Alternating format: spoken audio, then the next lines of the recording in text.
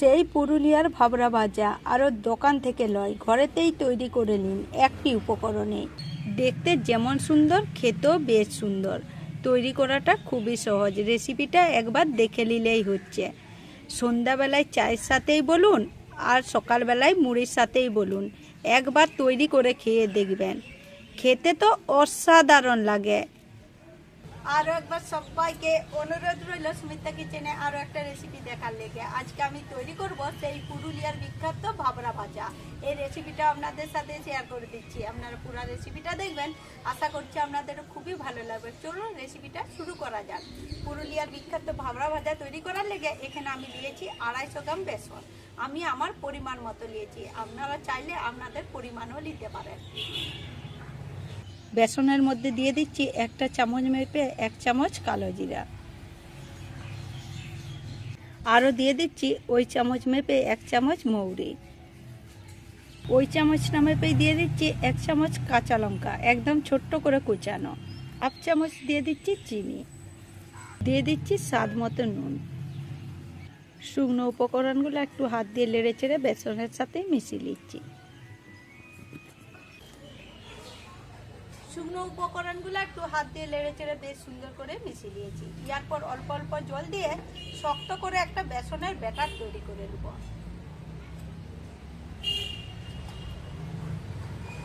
অল্প অল্প করে জল দিতে হবে, নাহলে হপাক করে পড়ে গেলে আরো নরম হয়ে যাবে। বেসনের পরিমাণটা কম আছে বলে জায়গাটাও ছোট নিয়েছি, আর এই যে এইরকম রাউন্ড করে একইভাবে ঘুরাতে ঘুরাতে এইটাও ঘুরবে, সেই জায়গায় হাতে নিয়ে ঘুরাচ্ছি। এইভাবে আমি মিনিমাম 5 মিনিট বেসনটা ফিটে দিয়েছি। আর এইখানে দেখুন বেশ সুন্দর করে ভাবরা ভাজার জন্য বেসনটাও ফিটা হয়ে গেছে। এরপর তৈরি করে দেবো। আপনারা যদি বুঝতে না পারেন 5 মিনিট ফিটাবার পর একটু জল নেবেন, দিয়ে জলের মধ্যে যেমন তেলের মধ্যে ছাড়েন এইভাবে ছাড়বেন, দেখবেন বেশ সুন্দর ভেসে উঠছে। তখনই বুঝে নিতে হবে ঠিকঠাক করে ব্যাটারটা তৈরি হয়ে গেছে।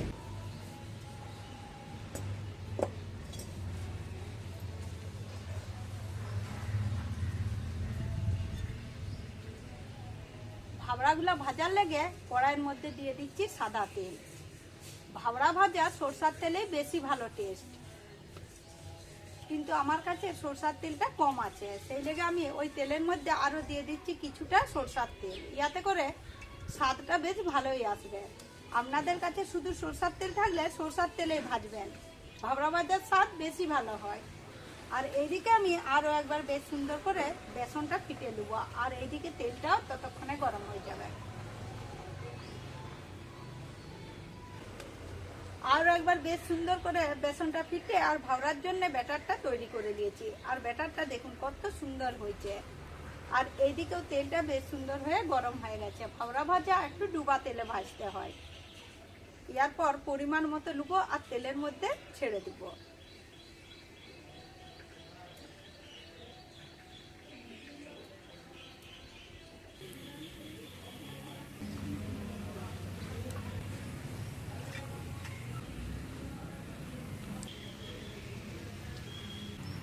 দিতে না দিতেই বেশ সুন্দর করে ভেসে উঠেছে। এরপর উল্টি পাল্টিয়ে ভাবরা ভাজার কালার করে ভেজে নেব।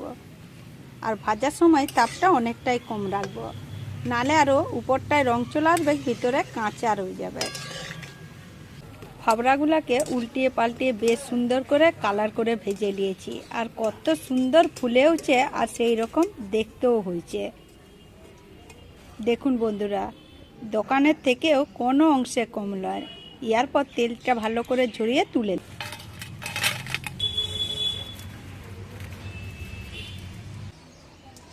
একই মাপ করে সবকটা পুরুলিয়ার ভাবরা ভাজায় আমি ভেজে নিয়েছি। এগুলো তেল থেকে তুলে দেখাচ্ছি। দেখুন বন্ধুরা কত সুন্দর হয়েছে। পুরুলিয়ার লোক ভাবরা ভাজা বলে, বাঁকুড়া জেলার লোক তেলে ভাজা বলে, আবার আমার ঠাকুমার আমলের লোক বলতো ঝাল বড়া।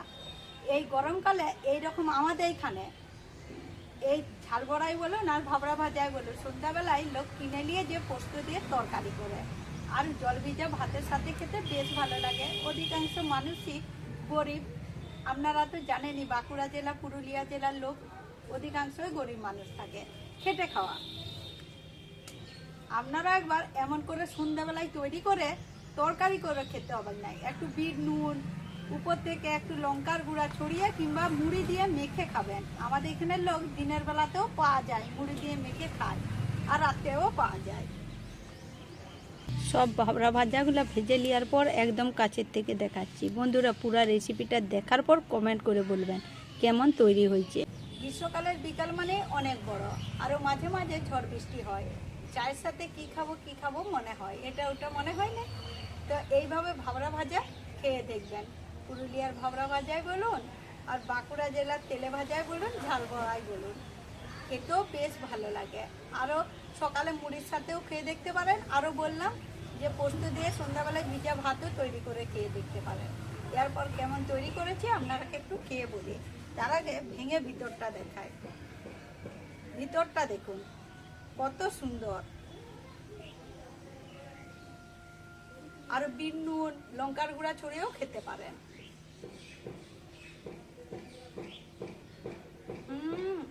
একদম সুন্দর হয়েছে বন্ধুরা, একদম। আজকে আমার এই ঝাল বড়া রেসিপি দেখার পর যদি আপনাদের একবার হলেও ভালো লেগে থাকে, তাহলে আমার চ্যানেলটা সাবস্ক্রাইব করে শেয়ার করে আমার পাশে থেকে আমার উপকার করে দিবেন।